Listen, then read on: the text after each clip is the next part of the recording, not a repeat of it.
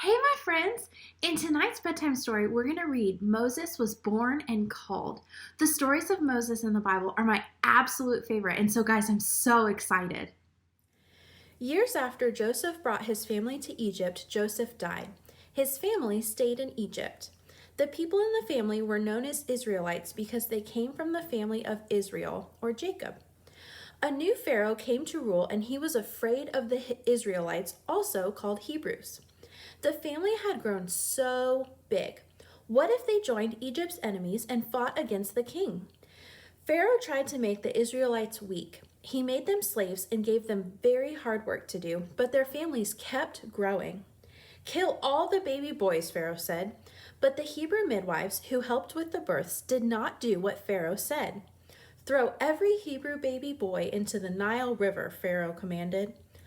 Around this time, a Hebrew woman gave birth to a son. She hid him as long as she could, and then she put him in a basket and set it along the banks of the Nile. The baby's older sister, Miriam, stayed nearby and watched the basket. Soon, Pharaoh's daughter went to the river to take a bath. She found the basket and saw the baby crying. Pharaoh's daughter felt sorry for the baby and wanted him to be her son. Miriam offered to find a woman to nurse the baby until he was older. The princess agreed, so Miriam brought her mother to care for him. The princess named the baby Moses. When Moses grew up, he had to leave Egypt.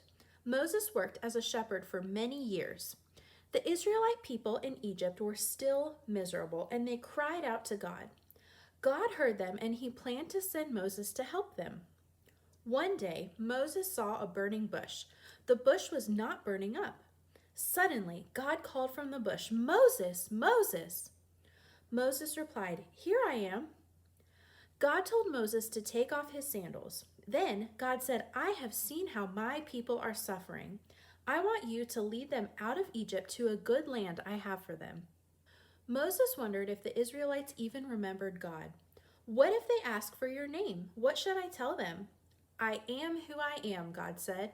"Tell them I am has sent me to you." "What if they don't believe me?" Moses asked. So God gave Moses 3 miraculous signs to prove that God had appeared to him. Moses' staff turned into a snake. His hand became diseased and then healed. "If they still do not believe," God said, "pour on the ground water from the Nile River. It will turn into blood." Moses made excuses and said, "Please send someone else." Now God was angry, but he agreed to send Moses' brother Aaron with him. God saved Moses to rescue his people.